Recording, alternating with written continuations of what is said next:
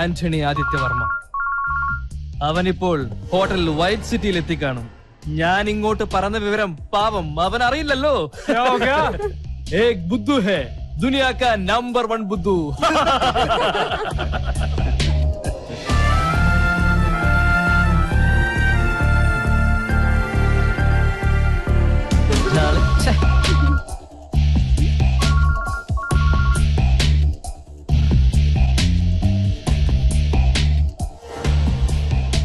ആന്റണി ആദിത്യവർമ്മ. ഗാവോ പിയോ മസ്സ കരോ.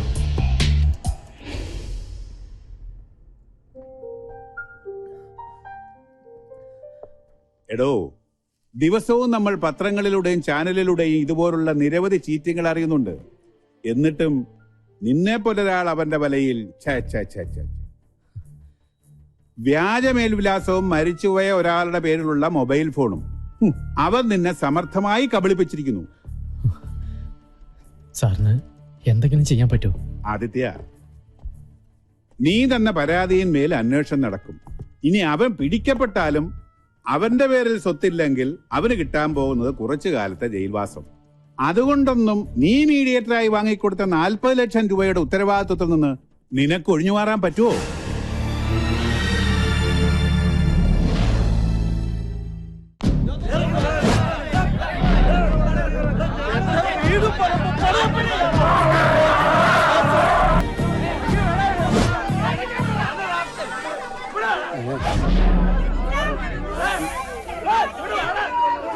കർത്താവേ, എന്റെ ലോറി ഇനി ആന്റണിയുടെ മുറ്റത്ത് കിടന്ന അത് അപകടമാ. എടുത്ത് മാറ്റിക്കളയാം. ഇനി അവൻ ഈ വളയം പിടിക്കണ്ട.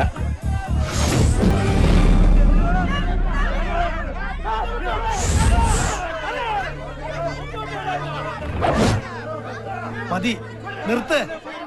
ഇനിയൊന്നും പറയരുത്. ആരെയും കണ്ണടച്ച് സ്നേഹിക്കുകയും വിശ്വസിക്കുകയും ചെയ്യുന്ന ഈ ആന്റണിയുടെ മകൻ ഒരു അബദ്ധം പറ്റി. എല്ലാരും അവനോട് ക്ഷമിക്കണം. അവനെ ശപിക്കരുത്.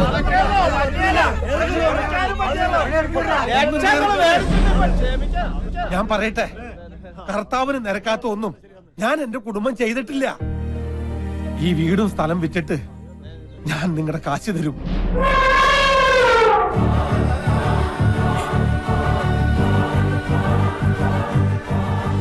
ആന്റണി വെറുമാക്ക് പറയാറില്ല. ഒരൊറ്റ അപേക്ഷയുള്ളൂ, അതിനൊരു അല്പം സാവകാശം എനിക്ക് തരണം. എല്ലാരും പിരിഞ്ഞു പോണം. ആന്റണി പറഞ്ഞിട്ട് പോവാ. മാറ്റങ്ങളെ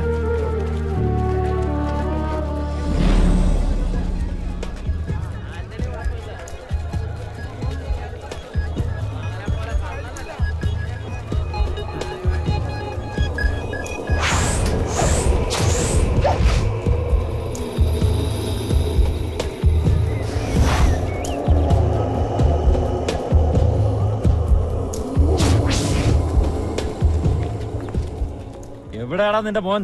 വിളിക്കവനെ. അവനെ നീ എവിടെ ഒളിപ്പിച്ചാലും ഞങ്ങള് പൊക്കും. ഏയ് വേണ്ട, നമ്മുടെ ആന്റണി ചേട്ടനോട് ഇങ്ങനെ പെരുമാറാൻ പാടുണ്ടോ? ഒന്നുമില്ലെങ്കിലും 5 കാശ് പ്രതിഫലം വാങ്ങാതെ നാട്ടു റോഡിൽ വെച്ച് നല്ല നാടൻ പാട്ടും നാടൻ തല്ലും കാഴ്ചവെച്ച വലിയൊരു കലാകാരനാണ് ഇദ്ദേഹം. കലാകാരന്മാരെ ബഹുമാനിക്കണ്ടേ? ആദിത്യനെ കാണേണ്ട ആവശ്യം എനിക്കില്ല. കാരണം ഇടപാട് നമ്മൾ തമ്മിലായിരുന്നല്ലോ. 4 ലക്ഷം രൂപ എന്നോട് വാങ്ങിയത് ആന്റണിയാ, അല്ലേ ആന്റണി? അതെ. കേട്ടോടാ, ആന്റണി സത്യസന്ധന. ആന്റണിയുടെ വാക്ക് വിശ്വസിച്ച് കാശ് കിട്ടാനുള്ളവന്മാർ ഇവിടെ നിന്ന് ഇറങ്ങിപ്പോയത് വെറുതെ അല്ലെന്ന് ഇപ്പം മനസ്സിലായില്ലേ? നിങ്ങളുടെ കാശ് ഞാൻ പെട്ടെന്ന് തരാം. എന്നാ പെട്ടെന്ന് തന്നേക്ക്. ഞങ്ങൾക്ക് പോകാൻ തിരക്കുണ്ട്. ഇവർക്കൊക്കെ ഒരുപാട് ജോലി തിരക്കുള്ളതാ. എനിക്ക് കുറച്ച് അവധി തരണം. അവധി തരാൻ ഞാൻ നിന്റെ മേലുദ്യോഗസ്ഥനൊന്നും അല്ലല്ലോ ആന്റണി. നടക്കുന്ന കാര്യം ഞാൻ തന്നെ പറയാം. നിന്റെ ആനയെ ഞാൻ എന്റെ വീട്ടിലേക്ക് കൊണ്ടുപോവാ. ഇനി മാടമ്പാട്ട് തറവാട്ട് മുറ്റത്ത് നിൽക്കട്ടെ. എന്റെ അടങ്ങി നിക്കടാ. തടയാൻ വരരുതാനാണി. തടയാൻ വന്നാ ഈ മുറ്റത്തിട്ട് എല്ലാത്തിനെയും വെട്ടിനുറുക്കി ചോര കൊണ്ട് എന്നെ കണക്കെഴുത്തള്ളും. വിളിക്കണം നമ്മുടെ ആന ഡ്രൈവറെ.